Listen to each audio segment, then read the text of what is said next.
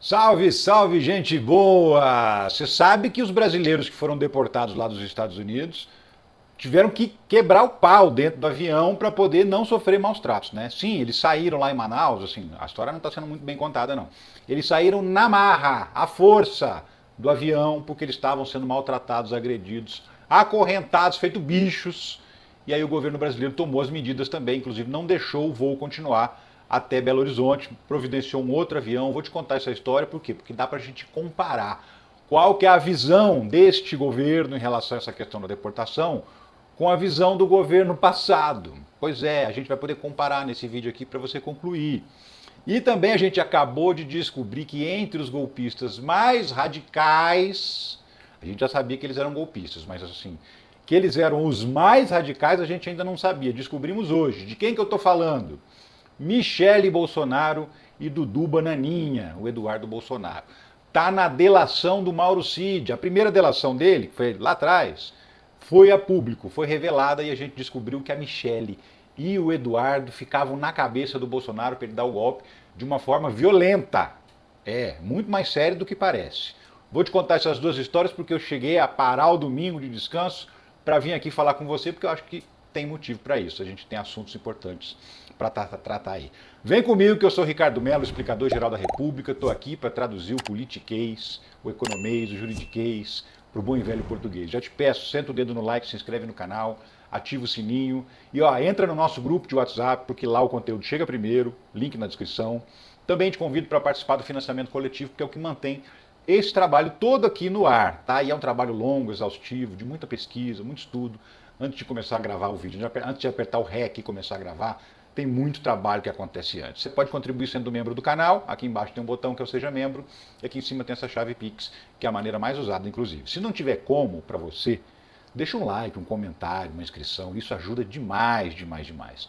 Mas vamos nessa para você entender o noticiário que é importante nesse domingo. O Brasil se queixará ao governo Trump por trato degradante aos imigrantes. Então vai ter uma reclamação formal do governo Lula para o governo Donald Trump. Por quê? Porque tem acordo sendo descumprido aí. Esse que é o ponto. O Brasil diz que tratamento a deportados viola acordo com os Estados Unidos. Inaceitável. Do que eles estão falando? Está vendo aqui a imagem dos hematomas? Isso aqui é imigrante que apanhou dentro do avião, voando para o Brasil, tá? Não é lá nos Estados Unidos, não, é já em voo por oficiais militares americanos que vieram trazer essas pessoas. Agrediram os brasileiros dentro do voo, inclusive agrediram os brasileiros dentro do território brasileiro, já aqui, onde eles não mandam porcaria nenhuma. Mas vou te contar essa história porque o negócio foi muito mais sério do que parece, tá? Os brasileiros dizem que foram agredidos por quê? Porque o avião estava cheio de problemas, eles eram tratados feito animais, acorrentados nas mãos e nos pés. E aí o avião também tinha vários problemas técnicos, teve problema no motor. O avião saiu lá dos Estados Unidos, saiu da Virgínia, estado da Virgínia. E ele fez 3 paradas por conta de problemas. Ele parou ainda em território americano, depois ele parou no Panamá, depois ele parou em Manaus, no Amazonas. Porque no caso de Manaus, o ar-condicionado do avião parou de funcionar, estava um calor insuportável. Você imagina, tinha 88 brasileiros dentro do voo. É um avião que foi fretado pelos Estados Unidos, pelos militares. Então ali era um avião militar americano trazendo brasileiros que tentaram entrar nos Estados Unidos e não conseguiram. Tinha gente ali que estava presa já fazia 2 anos nos Estados Unidos. Tinha gente que não estava presa, que estava trabalhando. E as autoridades imigratórias americanas chegaram lá no trabalho da pessoa, no restaurante, na obra, e ó, prendeu as pessoas. Inclusive um brasileiro que já morava nos Estados Unidos há 35 anos foi deportado nessa primeira leva aí. Mas aí assim, qual que é a responsabilidade do atual governo, que é o Trump? Né? A gente tem que dividir as coisas. Por quê? Primeiro, o que muda é o tratamento que os brasileiros estão recebendo. Mas esse voo já estava previsto, é desde o governo Biden. Né? Foram mais de 30 voos com deportados que o Joe Biden mandou para o Brasil. Vou explicar essa história direito para você. É o seguinte, lá em 2006, até 2006, o Brasil recebia voos de deportados. Aí o Lula, na época era o presidente, falou, ó, desse jeito não. O Brasil parou de aceitar esses voos militares. Por quê? Porque o brasileiro é tratado feito bandido, né? E aí o brasileiro que está lá sendo deportado, 99,9% desses brasileiros não são bandidos, são pessoas comuns, estavam desempregados, sem esperança no Brasil e resolveram tentar sorte nos Estados Unidos. Ah, mas eles estavam ilegais porque eles não tinham visto, não tinham documento e tal. Ok, você pega o sujeito, manda de volta para o país dele, mas trata ele com dignidade. Por quê? Porque ele não é bandido, ele é um cidadão comum, pobre, que foi em busca de uma vida melhor. Então você põe ele no avião, não tem que acorrentar essas pessoas. Ninguém é bandido, ninguém é marginal, ninguém é assaltante, ninguém é assassino para algemar braço, perna, para xingar, para humilhar. E é isso que aconteceu nesse voo. Essa é a mudança em relação ao governo anterior, do Trump para o governo Biden. No governo Biden as coisas não estavam acontecendo desse jeito. Agora a humilhação, os maus tratos são intensos. Isso é o que mudou. Mas como eu estava explicando, esse voo já estava programado. Não foi agora o Trump que providenciou essa galera. Gente que já estava enfrentando o processo de deportação no governo Biden. Foram 30 voos. E aí, assim, o que mudou? Porque o Brasil tinha parado de aceitar esses voos. Aí, em 2017, o governo Michel Temer, ele assinou um novo acordo para aceitar voos de deportados. E aí, neste acordo, que foi assinado pelo governo americano, está escrito lá que você não pode submeter esses brasileiros a um tratamento degradante, humilhante, torturante. Está escrito no documento que os americanos assinaram com os brasileiros.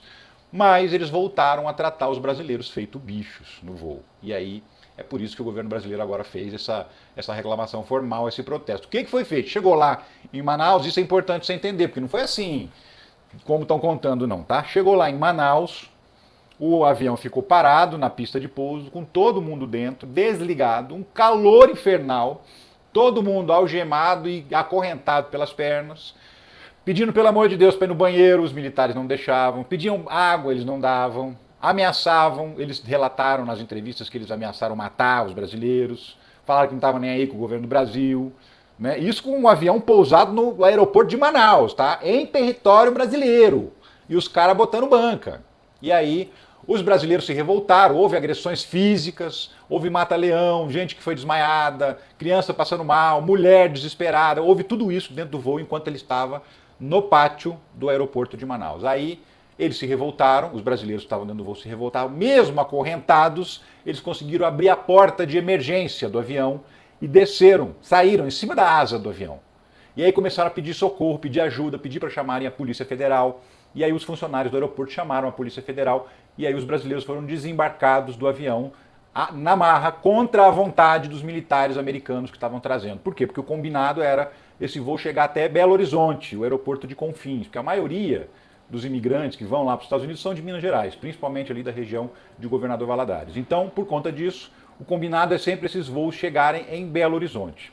Só que aí o governo brasileiro falou nem pensar. Primeira coisa que aconteceu, o Lewandowski mandou tirar as algemas e as correntes dos brasileiros. Falou, aqui não, vocês estão pensando o quê? Vocês estão desrespeitando os direitos humanos, isso aqui nesse país aqui tem quem manda. Então vocês tratem de tirar imediatamente as algemas e as correntes.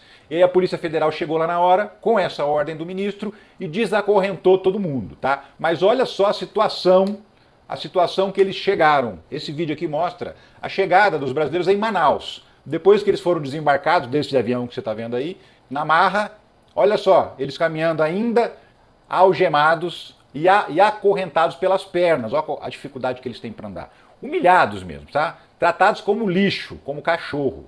Essa é a mudança do governo Trump para o governo Biden, tá? É o tratamento que os brasileiros estão recebendo. Aí você está vendo, ó, as pessoas descendo completamente humilhadas.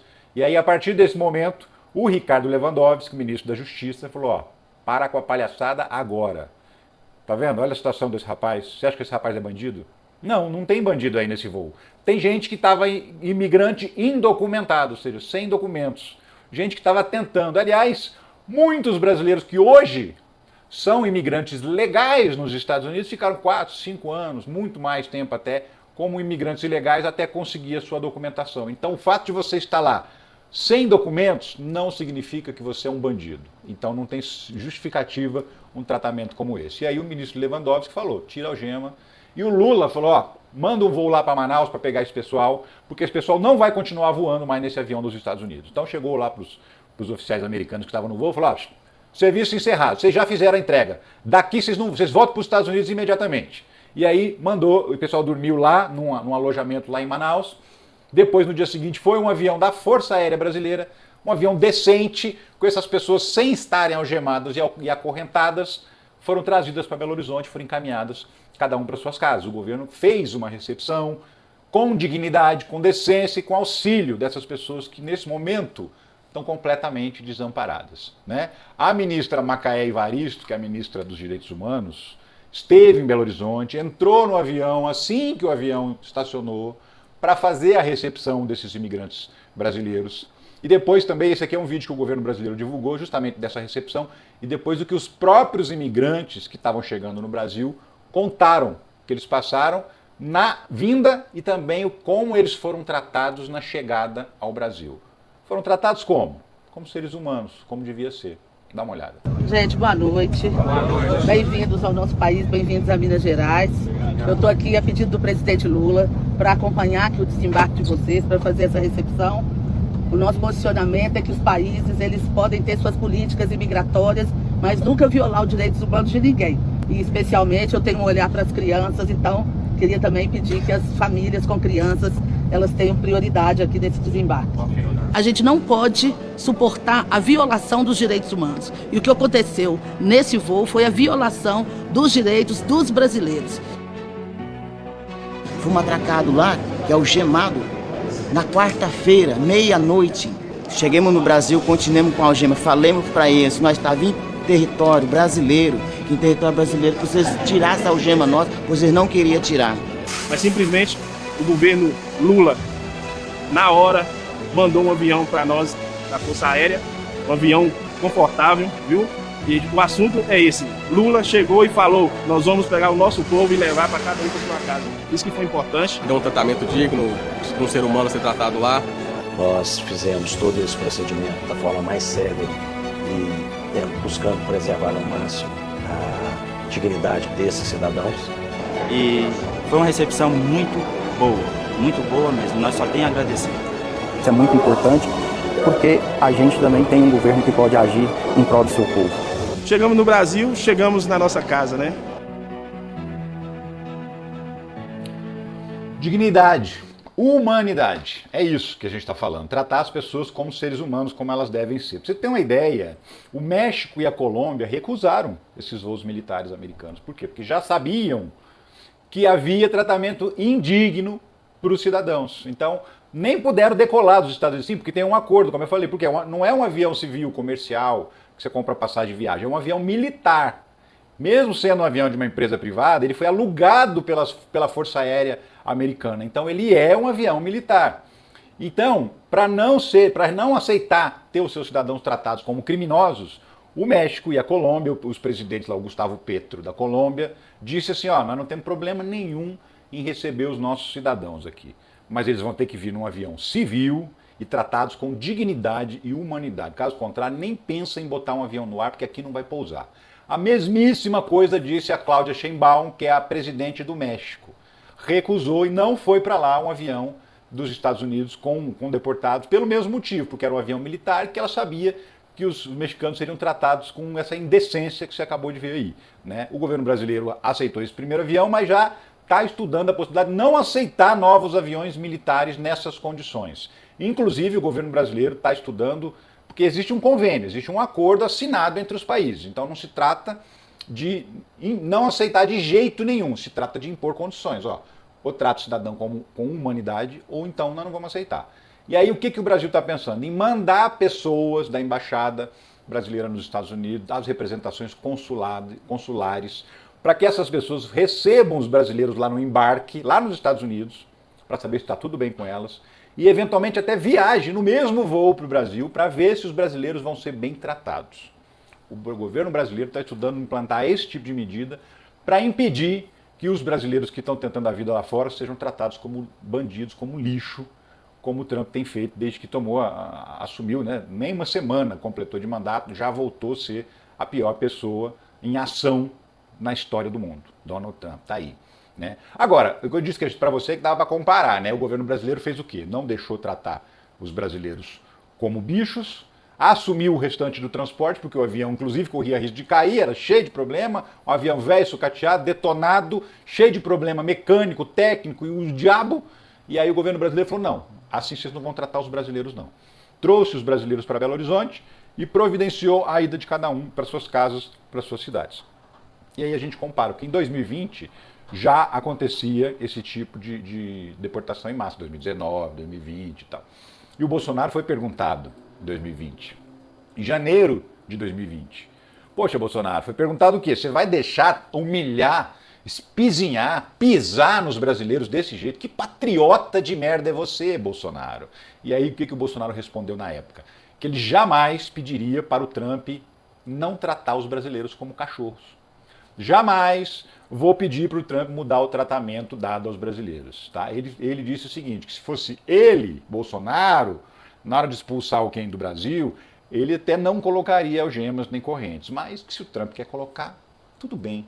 Né? Esse é o patriota que defende os brasileiros. Inclusive, ele foi perguntado em vídeo, numa entrevista à CNN Brasil, sobre o que ele achava dessas deportações em massa. E sabe o que ele disse? Ok, Trump tá certo. Tem mais é que detonar com essa galera mesmo. Tá duvidando? Então assiste aí, ó. No discurso dele, nos decretos que ele já assinou, ele tem uma agenda muito forte em relação à deportação em massa de imigrantes ilegais. E a gente sabe que tem cerca de 230 mil brasileiros indocumentados nos Estados Unidos. Eu queria te ouvir sobre essa preocupação com as famílias desses brasileiros, com esses brasileiros. Qual que é o posicionamento do senhor? Lá é a casa dele, como aqui é a nossa. Uma parte disso foi gente que não tinha qualquer qualificação para ir para lá. Empurraram para lá muito tipo de gente que frequentava até presídios em outros países. Então ele está fazendo a coisa certa, foi compromisso de campanha, ele já começou a fazer esse trabalho lá. Trump não mentiu e está fazendo a coisa certa. Nós não temos esse problema aqui. E eu acho que ele está fazendo o que prometeu e no lugar dele faria a mesma coisa. Ou seja, tem um monte de bandido mesmo na cabeça dele, né? O pior é isso, é mentira. É mentira. Por quê? Porque o sujeito que cometeu um crime nos Estados Unidos, que for um bandido de fato, esse não é deportado, esse é preso nos Estados Unidos, julgado nos Estados Unidos, cumpre pena nos Estados Unidos, só depois, eventualmente, ele vai ser expulso do país. Então essa galera que está sendo mandada de volta é só trabalhador, é só gente simples, gente humilde que está tentando melhorar de vida. Né? Mas na cabeça desse estrupício aí, não. Na cabeça dele eles estão certos, o Trump está certo, tem mais é que humilhar, espizinhar os brasileiros mesmo. Esse é o patriota que comandou o Brasil durante 4 anos. E, ó, depois que ele foi consultado, falou que não ia pedir para o Trump, jamais que ele ia pedir para o Trump mudar o tratamento, ou seja, tratar os brasileiros um pouco melhor. Em março de 2020, eu trabalhava ainda na TV Globo, fiz uma reportagem para o Fantástico justamente sobre o tratamento que os brasileiros recebiam do governo americano. Era governo Trump ainda, o Biden ainda não tinha assumido. E eram voos e mais voos que chegavam. Toda semana chegava voo em Belo Horizonte. E os brasileiros, assim, quase que unânimes, falando sobre o tratamento que eles recebiam, tanto nas prisões americanas, que eram tratados como lixo, quanto no próprio voo, que eram enviados de lá para o Brasil. E chegavam aqui, nada, nenhum tipo de apoio dado pelo governo Bolsonaro. Eu vou deixar na descrição o link da reportagem. Eu fiz a parte do Brasil, o Ismar Madeira fez a parte lá na fronteira do México com os Estados Unidos. Se eu fosse você, eu assistia, porque ela retrata exatamente o que acontece com esses brasileiros, quem são esses brasileiros, o que eles estão buscando lá e como é que eles estavam sendo tratados e continuam sendo tratados pelo governo americano. E na época eram tratados dessa maneira, com amplo apoio do governo brasileiro, que era do Bolsonaro. Isso aqui é só um trechinho da matéria que fala, para mim, a coisa mais importante nessa comparação que a gente está falando entre governos aí. Ó. Só um trechinho, dá uma olhada. O Brasil não aceitava esses voos fretados pelo governo americano para trazer os brasileiros expulsos de lá desde 2006. Mas essa política mudou no atual governo.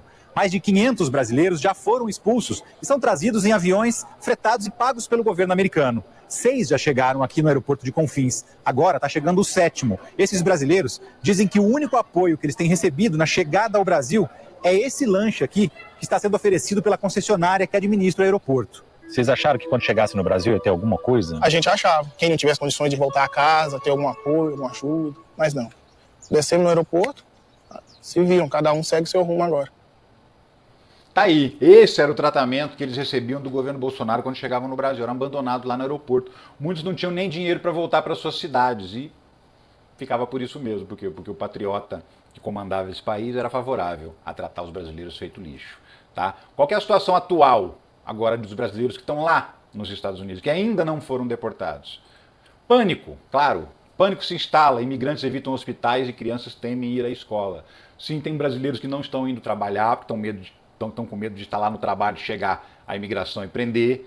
Tem criança brasileira que não está indo para a escola com medo, tem gente que está doente, que não procura o hospital, porque tem medo de ser fichado lá no hospital, descobrir que é imigrante e a polícia ir lá e prender. Então está um pânico generalizado entre os brasileiros que imigraram para os Estados Unidos, que estão vivendo lá.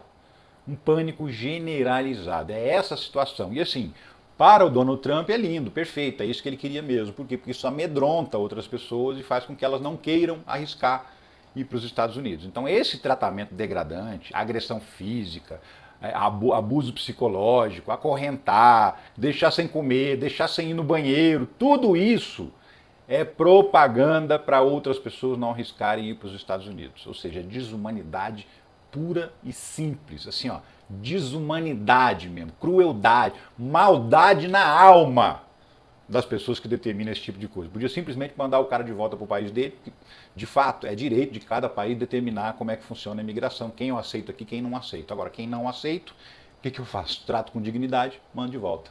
Né? Não é o que acontece, porque dignidade é uma palavra que não existe no vocabulário da extrema-direita. Não existe, simplesmente assim.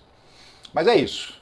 Vamos lá, eu também queria te falar sobre um outro assunto que está rolando, que hoje a gente acabou de descobrir que Michele Bolsonaro e Dudu Bananinha eram dois dos golpistas mais radicais da turma que ficava lá falando na cabeça do Bolsonaro para ele dar um golpe. Michele Bolsonaro e Dudu Bananinha. Sim, porque assim, depois que o Bolsonaro perdeu a eleição, ficou aquele burburinho ali nos últimos 2 meses do ano na tentativa, na preparação do golpe. E aí tinha vários grupos de pessoas que estavam em torno do Bolsonaro, falando, buzinando na orelha dele. Tinha todo tipo de gente. Quem contou isso? Mauro Cid, o ex-ajudante de ordens, o cara que era o carrapato que ficava grudado no Bolsonaro dia e noite e que estava o tempo todo com ele, que contou para a Polícia Federal. O que acontece? O Mauro Cid fez uma delação premiada, aí foi solto, aí a investigação andou. Aí lá na frente descobriram que ele tinha mentido, que ele tinha ocultado algumas coisas, deixou de contar algumas histórias nessa primeira delação premiada. Aí o Alexandre de Moraes, o Paulo Gonet chamaram ele numa sala com o delegado e falou, e aí? Você vai voltar para a cadeia ou você vai contar a real? Aí ele resolveu abrir o jogo e contou um monte de coisas a mais que ele não tinha contado. Mas a primeira delação já tinha várias revelações importantes e que ajudaram a polícia a identificar mais golpistas. E que revelações são essas? Dessa primeira delação. Então, vazou agora, né? O Hélio Gaspari, jornalista, teve acesso, fez a publicação da íntegra do depoimento do Mauro Cid nessa primeira delação premiada. E aí ele conta como é que era o papel de cada um ali no entorno do Bolsonaro. Pois é, essa é a notícia. Cid disse que Michele e Eduardo Bolsonaro compunham a ala mais radical da trama golpista. Os dois não foram indiciados, tá? Pelo menos não ainda. Pode ser que o Paulo Gonet mude isso, resolva incluí-los na denúncia, mas a princípio a Polícia Federal não indiciou nem a Michele, nem o Eduardo Bolsonaro. Mas o depoimento do Mauro Cid diz que ninguém era mais radical, violento e buzinador na orelha do Bolsonaro do que os dois. Aí tem uma outra matéria, que é essa aqui, que é justamente leia a íntegra da primeira delação de Mauro Cid com acusações contra Bolsonaro. Essa delação foi lá atrás, né? Em agosto, aqui, ó, agosto de 2023, foi quando ele afirmou essas coisas para a polícia na época. Vamos ver assim as coisas principais. O que ele disse? Disse o seguinte, que existiam 3 grupos de pessoas que ficavam no entorno do Bolsonaro. Um grupo menos não radical, um grupo médio e um grupo bem radical. E aí eu vou te explicar quem é quem nesses grupos. Tinha um grupo conservador, de linha política. O que eles falavam? Aceita a derrota, Bolsonaro, manda esse povo para casa, fala para ele sair da porta do quartel e ó, vai virar o líder da oposição, vai exercer esse papel nos próximos 4 anos, vamos tentar de novo daqui 4 anos. Tal. Era isso que essa galera falava. Desiste dessa maluquice, Bolsonaro. Quem eram essas pessoas? Segundo o Mauro Cid. Flávio Bolsonaro, o advogado-geral da União, Bruno Bianco, e o Ciro Nogueira. Ciro Nogueira trabalhou no governo do PT, da Dilma e do Lula, e aí virou bolsonarista. Ele era ministro da Casa Civil. E o brigadeiro Batista Júnior, da Aeronáutica, que foi contra o golpe, foi um dos motivos pelos quais o golpe não deu certo, também dizia, larga a mão, sai dessa bobagem, perdeu, vamos em frente e tal. Outro grupo era formado por pessoas moderadas, que apesar de não concordar com o caminho que o Brasil estava indo, achando que o Xandão estava abusando mesmo, que o STF estava abusando mesmo, as pessoas concordavam com isso. Porém, mesmo assim, elas diziam, ó, concordando ou não que está havendo aí uns abusos no STF, você perdeu a eleição, negão. Não dá para brigar com isso, brigar com os fatos. Então é o seguinte, não dá, não vamos dar golpe, não tem essa. Esse segundo grupo, quem era? Segundo o Mauro Cid, o comandante do Exército, Freire Gomes, que é o nome, né, que todo mundo está falando, ele era o cara que salvou a democracia brasileira, tal. O general Arruda, o general Teófilo, depois a gente descobriu que o general Teófilo não era bem isso, porque ele andou tendo umas reuniões com o Bolsonaro e disse para o Bolsonaro, se você assinar o decreto do golpe, a gente cai para dentro, tá? Então, era uma mentira. E o general Paulo Sérgio, que na época era o ministro da Defesa, que também a gente descobriu mais coisas no futuro sobre o general Paulo Sérgio, inclusive que ele levou a minuta do golpe para os comandantes militares, ou seja, ele estava ali propondo o golpe. Então ele não podia estar nesse grupo de moderados, que apesar de concordar com o Bolsonaro, de que o Brasil estava indo para um rumo que não era legal e tal, eles não queriam dar o golpe. Então a gente descobriu aqui que o Teófilo e o Paulo Sérgio não é verdade isso que está escrito aqui, tá? E descobriu por quê? Porque o próprio Mauro Cid contou lá na frente depois. Estava tentando dar uma aliviada e tal, mas na real a participação deles foi um pouco diferente. Então assim, o que a gente sabe é que o Freire Gomes concordava com o Bolsonaro.